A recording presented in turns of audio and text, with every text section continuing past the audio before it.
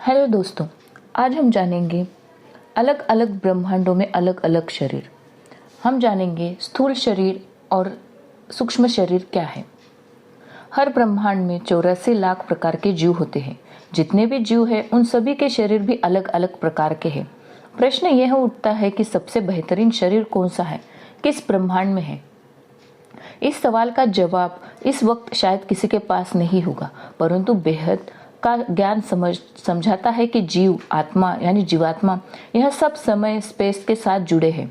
जैसे जैसे समय बदलता है शरीर भी बदलते हैं। जैसे मृत्यु लोक में मनुष्य का शरीर अलग अलग अवस्था से गुजरता है, बचपन, जवानी, बुढ़ापा, इन सब के बाद शरीर की मृत्यु हो जाती है और फिर उस आत्मा का पुनः जन्म होता है। यह सब तो इस ब्रह्मांड में इस शरीर से जुड़े नियम है, जो कि एक सामान्य बात है। पर जब आत्मा इस ब्रह्मांड के ऊपर के आयामों में जाती है तब वहां की सच्चाई बयां करनी मुश्किल हो जाती है, क्योंकि धरती लोक का मनुष्य अभी यह जानने तथा समझने में सक्षम नहीं है। मनुष्य की आत्मा की शक्ति का अभी विकास नहीं हुआ है। आने वाले समय में जब साइंस का विकास होगा तब शायद मनुष्य इस बात पर यकीन कर पाएगा। तभी अभी के लिए इस विषय पर जितना हो सके उतना पर्दा उठाने की कोशिश करते हैं। इसको भाग्यवान आत्मा जरूर समझेगी। वैसे तो अनंत अनंत ब्रह्मांड है, अनगिनत गैलेक्सीज, अनगिनत यूनिवर्स, अनगिनत मल्टीवर्स है। सभी के बारे में जानना नामुमकिन है। आज मनुष्य जितना भी ज्ञान जानता है वो सिर्फ सागर की एक बूंद के समान है। बेहद की दुनिया का कोई अंत नहीं, वो तो बेअंत है।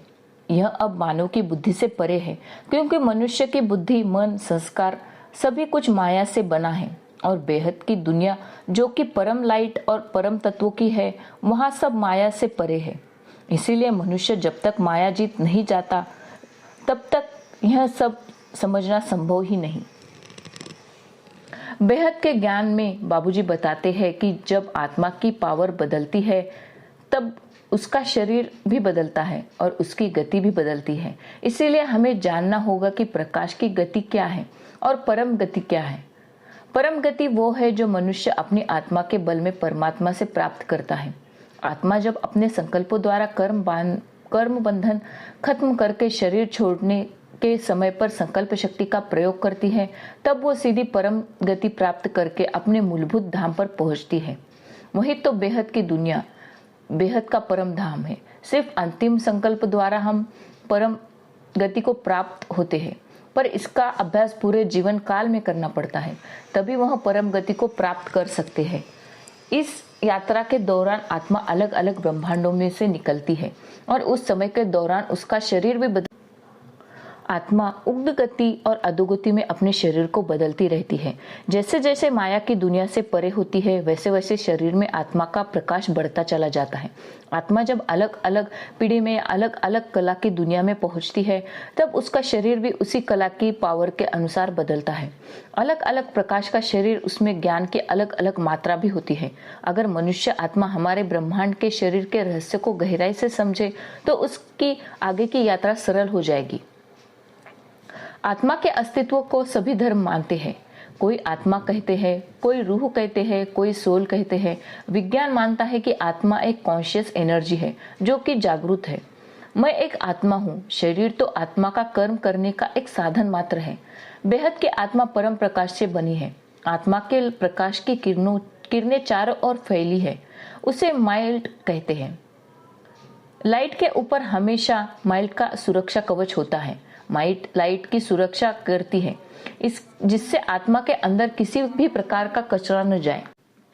आत्मा बड़े माइंड के केंद्र में निवास करती है, जहां हम तिलक करते हैं। आत्मा का मूल स्वरूप पवित्र, पावन और शुद्ध होता है। आत्मा का प्रकाश सफेद चमकते हुए सितारे जैसा है। रात को आसमान में सितारे जैसे चमकते हैं वैसे ही हमारी आत्मा चमकती है।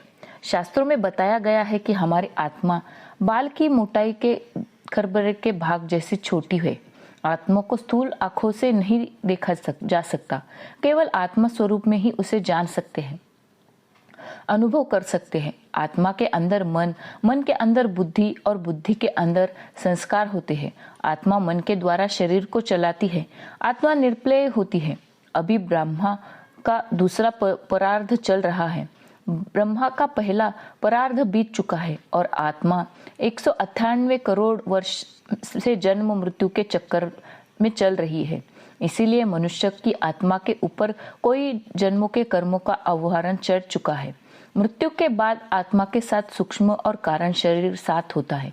मनुष्य इन सभी शरीरों का मालिक है, परंतु वह उसे कभी नहीं जान पाएगा, क्योंकि मनुष्य सिर्फ इन आंखों से देखने वाली शरीर को ही सत्य मानता है और उसका ध्यान रखने में अपना ज्यादातर समय व्यतीत करता है। आत्मस्वरूप की पढ़ाई के बगैर यह संभव नहीं है। आइए मनुष्य शरीर के परम सत्य को जानने का प्रयत्न करते हैं। हम जानेंगे स्थूल शरीर क्या है। पंच महाभूत से बने शरीर को हम स्थूल शरीर कहेंगे। हमारा स्थूल शरीर 5 तत्वों से बना है: आकाश, वायु, अग्नि, जल और मिट्टी तत्व। जब आत्मा 5 तत्वों के शरीर में होती है तब मिट्टी और जल तत्वों के कारण आत्मा में शक्ति कम होती है, शरीर भारी होता है।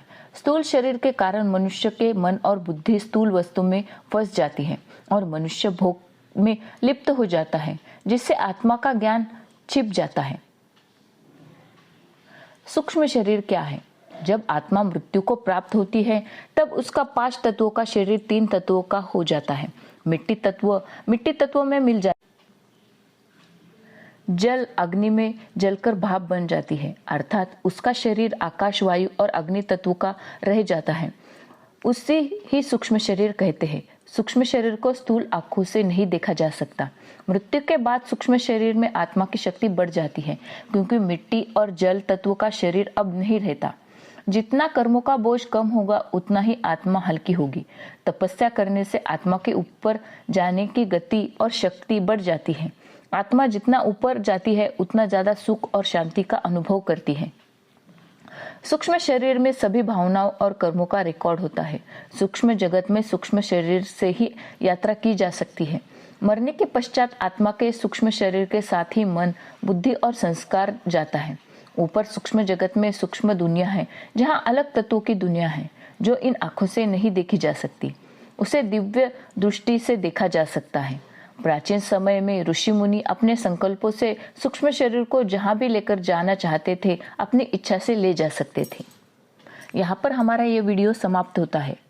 हम अगले वीडियो में जानेंगे कारण शरीर और महाकारण शरीर क्या है। तो बने रहिए हमारे वीडियो के साथ। मिलते हैं हम अपने अगले वीडियो में। नमस्कार।